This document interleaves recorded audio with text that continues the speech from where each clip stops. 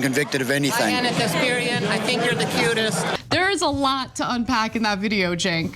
Well, that's nice. You know, that's nice. Apparently, a member of Maga loves me, thinks I'm cute. That guy not so amused by it. Whatever. Yeah, but the Trump fan that Michael was interviewing speaks for the country. Whatever. Does he? No, I'm kidding. But you know, well, I got a little bit of love there, Cenk. A different MAGA supporter at the same rally had some choice words for you. Well, what would you say was racist about Cenk? Is that what you're saying? Yes, Cenk. Yes, absolutely. I just realized that he's not like pro-America. He's I hate the lip syncing on anime dubs. You know, really distracting. pro his policies, and he has this like superiority that doesn't benefit all Americans. So when you see like these regular everyday Trump supporters, whatever, the majority of these people are people that make less than $50,000 a year. So these aren't like racists that are holding anyone back or holding the system down or whatever. These are everyday people that. Okay, we'll break his logic apart here. So I don't know what a person's income has to do with them potentially being racist or not. Also, Republicans are on average wealthier than Democrats are. There are certainly a lot of Republicans who are poor. They shouldn't be Republicans. I don't know why they're doing that. They should stop that. That are getting up, working 60 hours a week, trying to put food on the table. Right now, what's going on in America in the last 4 years or 3 years or whatever, groceries have doubled. Rent has doubled. So even okay, they're problems, but they haven't doubled. And what are the Republicans doing to address this? Because the Democrats passed the Inflation Reduction Act and it worked. for the people that are living in the backwoods in the country, living modestly right now, they're struggling while their jobs are continuing to be exported overseas. So right now across America. Wait, what? We have a very robust job market right now. It's very easy to get a job right now. So wait, they live in the backwoods, rural areas, but their jobs are getting exported? What time period do they live in? The 60s? I don't feel like this guy knows what he's talking about. It feels like he's just regurgitating some of the more like economically populist positions he's heard talked about and regurgitated, but he hasn't thought about how this applies.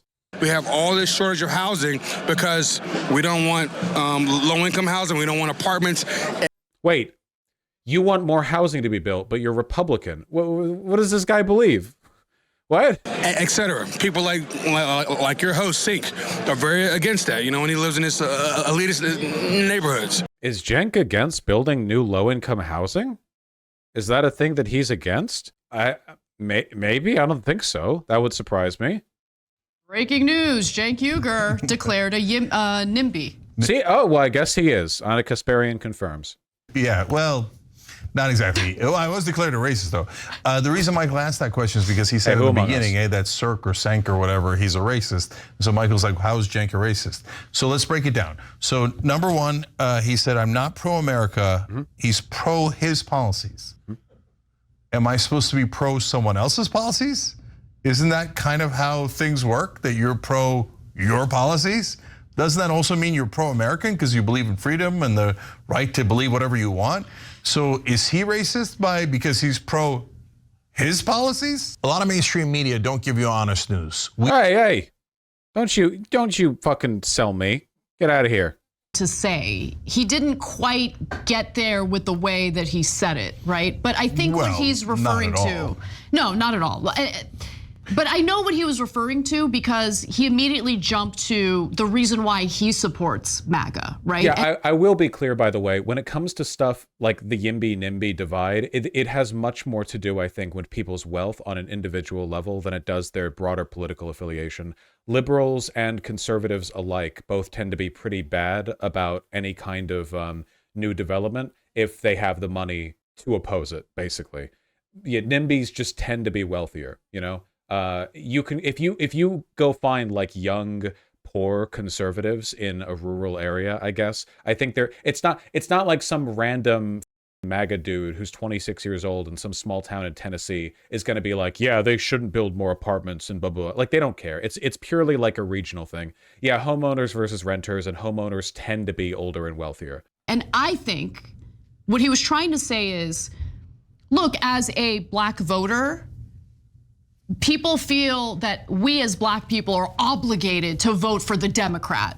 You know, and I know that that's something that really bothers conservative African Americans in the country who usually vote for a more conservative candidate as opposed to the Democrat.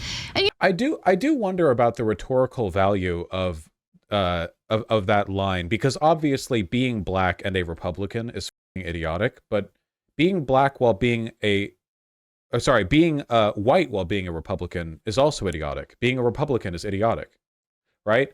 Like, there are degrees of idiocy, but I guess there's this extra layer on top of like, oh, you're a double idiot. And it's like, I mean, I guess maybe, but I don't know how effective that is in pushing the point, right?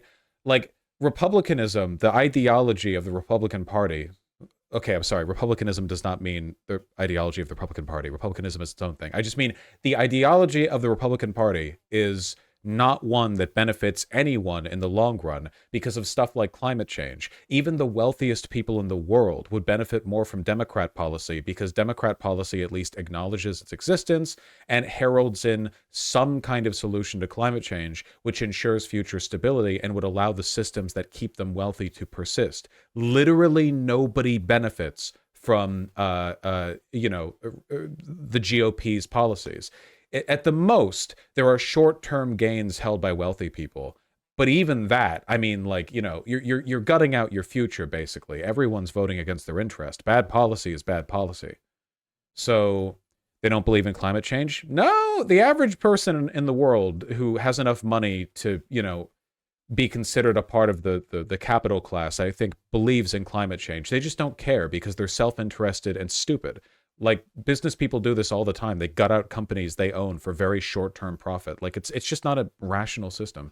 So maybe it would be a good idea to not, like, immediately bulk every time a person is conservative while also being a member of a marginalized group, you know? Oh, you're a black conservative, you're a woman conservative, you're a Jewish conservative. I think points can be made there, but maybe it's like, maybe it's not enough, right? Maybe like that's like a weaker angle and other angles should be more focused on. I don't know. You know, I've seen like a lot of comments toward them that's, you don't do this, but I've seen a lot of comments from people that are kind of degrading toward black voters who happen to be conservative, you know? Well, it depends on the situation. So, look, the stuff he said after we got past the racism is legit critique of Biden, legit critique of the system.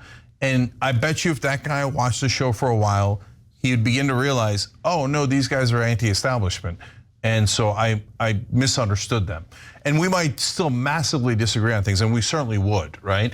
But a lot of right-wingers and independents that watch us go, oh, people have been lying about these folks. These guys are like, tons of people on the right assume like, oh, we just blindly. Yeah, but Vosh, it's more that they're minorities and have the audacity to be open supporters of the groups they openly. Okay, let me put it this way.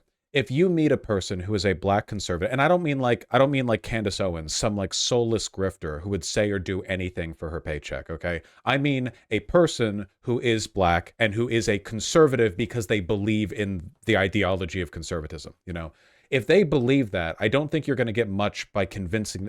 You're not going to get much rhetorical weight out of going like, whoa, you're conservative and black? You know, like, or being a, you know, idiot about it. I feel like you can ask questions, or you can make pointed comparisons, or you can ask them how they feel about this or this, or you can sort of try to get them to explain why they think it's better for black issues, which I've heard the arguments from conservative black people before. There's like 3 arguments and they're all bad. But you know, you still have to hear them out. Whereas if you come across presumptuous, it makes them feel even more entrenched in the belief that they're being like sort of ignored for being black and a conservative, which might further their perception that Democrats are the ones being racist to them. Because when a black conservative talks to other conservatives, those conservatives are like, ah, no, man, it doesn't matter if you're black or white. We just love you and your conservative values.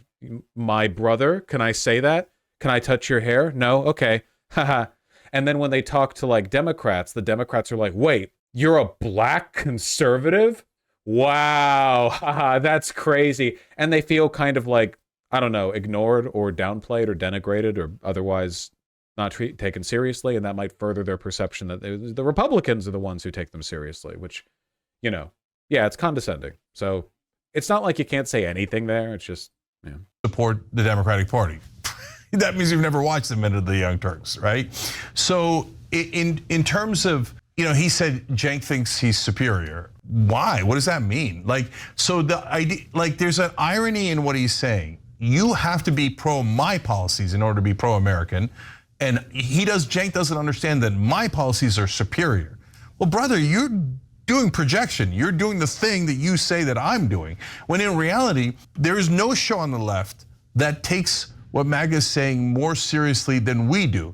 And we get a lot of heat for that, right? Oh, yeah. To like, how dare you treat them? In fairness, you shouldn't take it too seriously. It's not like conservatism isn't idiotic. It's just like, well, how do you most effectively convince people out of it? No centrist bullshit here,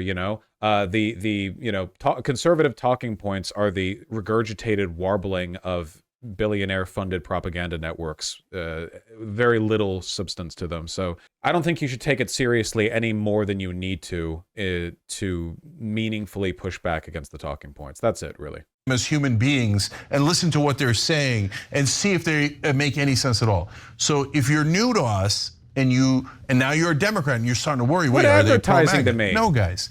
You can actually listen to people who are who's on the other side politically and go. Calling someone dumb is the dumbest way to get them to convert. Yes, true. But keep in mind, when I debate people, if I did debates anymore, can you imagine? If I hypothetically did debate people, the point of the debate isn't to convince the person I'm talking to. It's to convince the audience that likes the people on that side of the aisle. Calling a person an idiot will never get them to change over to your side of things unless they're some kind of very specific sexual submissive.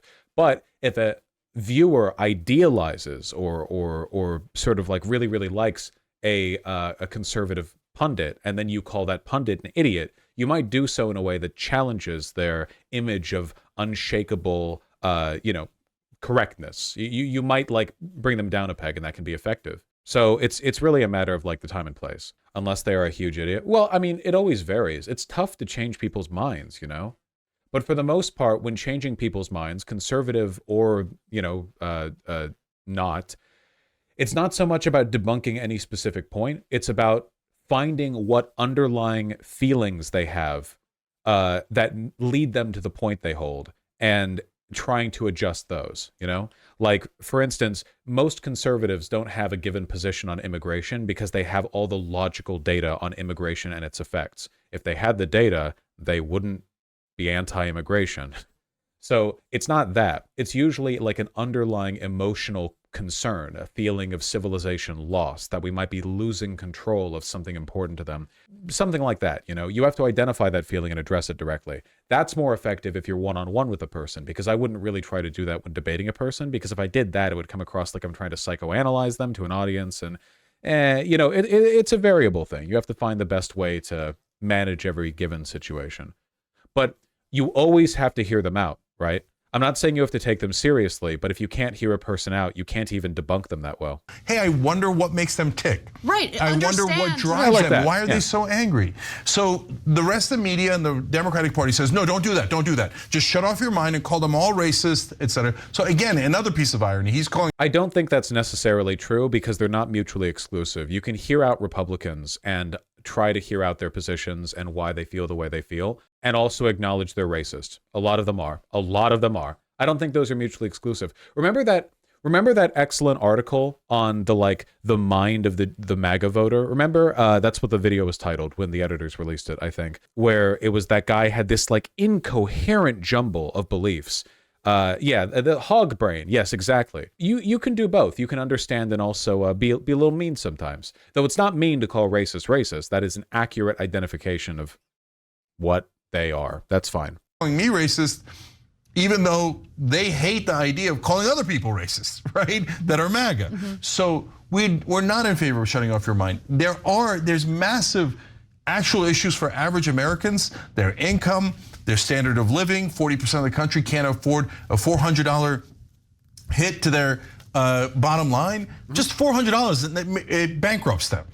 That's a giant percentage of the country. So we think that the politicians are corrupt. I think the data on that is a little more complicated for what it means exactly for not being able to afford such and such emergency. I think that there are some like technicalities there where it's like, oh, okay, well, it would send them into this level of debt, or they would have to borrow to cover it. Though I just to be clear, I think that's largely a semantic difference. Meaningfully, you could always borrow more money, at least up to a point, but it's still bad. A lot that the populist left and the populist right agree on, especially economic issues. Now, if you watch mainstream media, they're like, don't agree with Maga on anything, otherwise you're racist, sexist, misogynist. I don't think this is true. This is like 8-year-old out-of-date talking points, you know?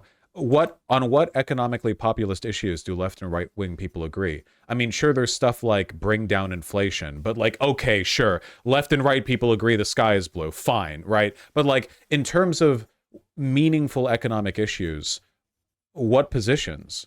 Like, really? Because there are some right-leaning people who will say that they're in favor of like better lives for the working class, but there's a lot of asterisks there. For one, they don't actually vote in line with that belief. And for two, they often advocate for it in a way that's, you know, a little, let's say, exclusionary to the, you know, other racial groups. I don't think this is true, right? Like, when does this even come up? What contingent of the right wing is meaningfully pushing for better unionization, better workers' pay, and welfare programs, you know, provisions to the poor? I know there are some individual conservatives who believe that, but then they vote in contradiction of those beliefs. So, you know, like, I don't know how meaningful that belief really is if it's not being reflected in reality, I guess. Et cetera, et cetera. But at the same time, we're not sellouts who are like, oh yeah, now we think Republicans and MAGA are awesome. And we think Donald Trump should steal and lie and rob us instead of the corporate Democrats. No, brother. Trump has totally hoodwinked you. He's just as corrupt, if not more corrupt than the Democrats. Trump is obviously more corrupt than the Democrats. Come on. It's like, come on. We don't need to equate. Yeah, insane way of saying that. We don't need to equate here. Like, he's hilariously, contemptibly, cartoonishly corrupt. Everything he does that could be corrupt is like he does. They're saying that for onboarding? Yeah, I guess. Yeah, and look, I personally am at a point in my life where there are some good points made by voters on both sides. Oh no. And we shouldn't dehumanize or devalue. Okay. I'd like to know what some of the points from the right are, because if you look at right-wing media, it's literally just immigration and trans groomers. Yeah, right-wing people have the right position on bonus holes, I guess. Someone who doesn't agree with us or isn't part of our political group or part of our political ideology, we should hear them out if they have important and substantial, substantive things to say. And I think, but right, sure. But you have to provide an example of that, because otherwise when you say that, like, I have to wonder what you mean by good points and what points you're referring to. What about less foreign wars, maybe the end of liberal hegemony? There is no political party that wants the end of liberal hegemony. That's like too broad of a thing, but less foreign wars? I mean, we're not really involved in a war right now. We're being interventionist and we're supporting Israel's genocide of the Palestinians, but Republicans also do that. So I don't really think, like, that's not really something the GOP has a one-up on. This might be the sort of thing she's thinking of. Remember all those smash and grab videos of store theft? Now meet the suburban housewife and her husband behind an $8 million nationwide shoplifting ring. Remember when Anna Kasparian participated in a fear-mongering campaign about organized shoplifting that ended up being entirely based on the testimony of a collection of multi-billion-dollar transnational corporations that ended up getting their information from a single testimony provided years before by a cop that ended up being non-representative? And it was such a departure from reality that the Walgreens CEO had to apologize and say that no, actually, like, organized shoplifting represents exponentially less of our breakage than was previously. She still talks about it. That's crazy. What smash and grabs? Crime is a figment of our imaginations. Guys, I think she's still washed. I'm really sorry. Like, it really, really subverts her credibility as a journalist. Leaving aside the trans bonus holes, whatever the like, getting caught, getting like roped in by corporate propaganda that easily, being a loud advocate for it, and then not disavowing it when even they back off of it is pretty crazy. Whatever. I guess the position that Anna Kasparian agrees with on the right is the concept that crime exists. That gentleman, you know, despite what he had to say about you, the heart of his message about the economic anxieties is an important message, and I think it resonates with voters across the political spectrum. I agree the anxiety does, but what is the GOP doing to fix it?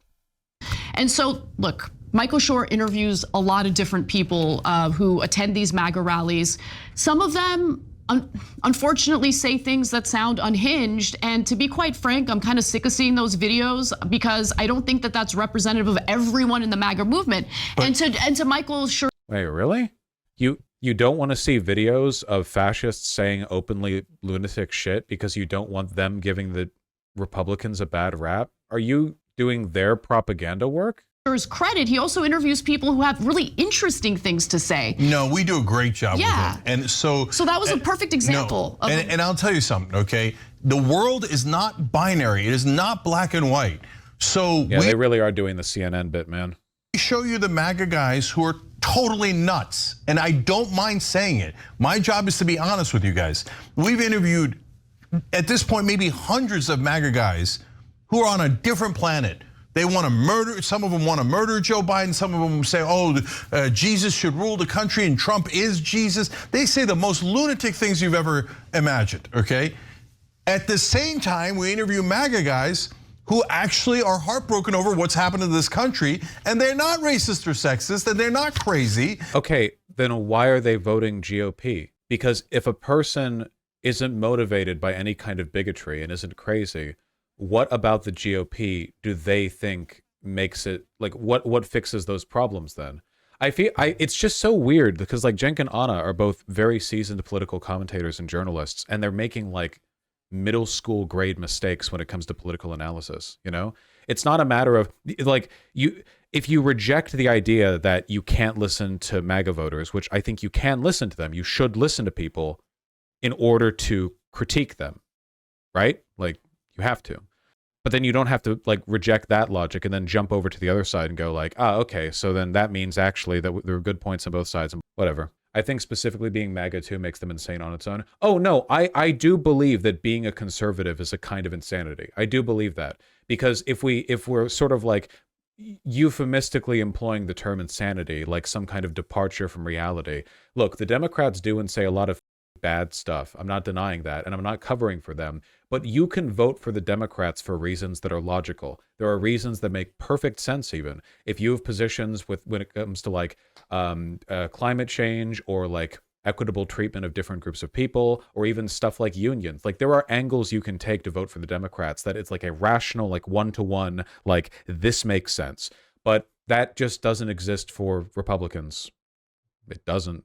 The only real way you can rationally vote for Republicans is if you have an irrational bias. If you're racist, it is correct that voting for Republicans will better front your racist interests, you know? That's a logical extension of an illogical bias. But, you know, if you're not motivated by racism or sexism, what are the underlying issues, right? Is it immigration? Because, like, hey, listen, we'll talk about immigration data, you know? I'm familiar with the data. We can talk about it, you know? Like, what is it exactly? You still think Trump's going to bring back manufacturing jobs? Like, I don't know. I don't get it. I don't get it. It's always some flavor of wrong. There's just no getting around it, you know?